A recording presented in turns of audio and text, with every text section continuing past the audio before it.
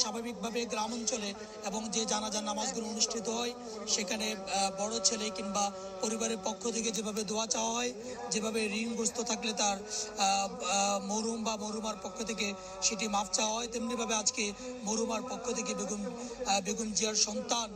তিনি বলেছেন যে কেউ ঋণগ্রস্ত হলে যেন সেটি বলা হয়, তিনি ঋণ পরিশোধের ব্যবস্থা করবেন এবং জানাজার নামাজের আগে তিনি যে দোয়া সেই সংক্ষিপ্ত দোয়ার মধ্য দিয়ে তিনি দেশবাসীর কাছে তার বক্তব্য শেষ করেছেন। এবং এছাড়া নেতাকর্মী যারা রয়েছেন তারা বক্তব্য রেখেছেন, রুহুল কবির রিজভী বক্তব্য রেখেছেন, নাম করেছেন। তবে সবচেয়ে বড় কথা হচ্ছে তিনি তার বক্তব্যগুলো আজকে আমরা দেখেছি যে তার জানাজা নামাজের আগে বহুবার তার বক্তব্যগুলো চালানো হয়েছে এবং এই বক্তব্যের মধ্য দিয়ে এবং বহুবার তিনি যে বিষয়টি উপস্থাপন করার চেষ্টা করেছেন, তিনি চাইলে দেশের বাইরে সংসদের ভেতর দিয়ে গাড়িটি কিন্তু আস্তে আস্তে জিয়া উদ্যানের দিকে যাচ্ছেন এবং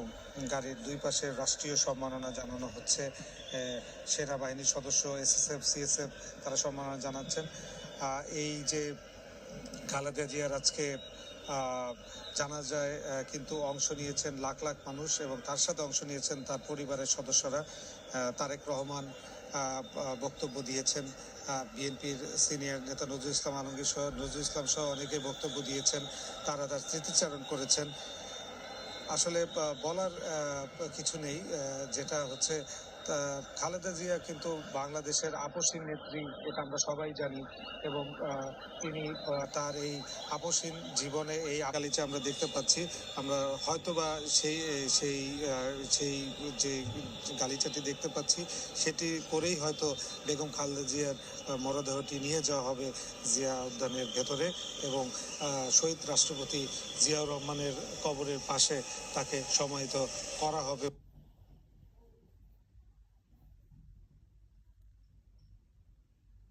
যার কারণে চত্বর পেরিয়ে সেই প্রাঙ্গণ পেরিয়ে একদম বলা যায় যে ওদিকে আগারগাঁও পার হয়েছে এবং বলা যায় যে আগারগাঁও, কারণ বাজার এমন কোনো জায়গা নেই যে যেখানে জনমানুষের যে উপস্থিতি সেটি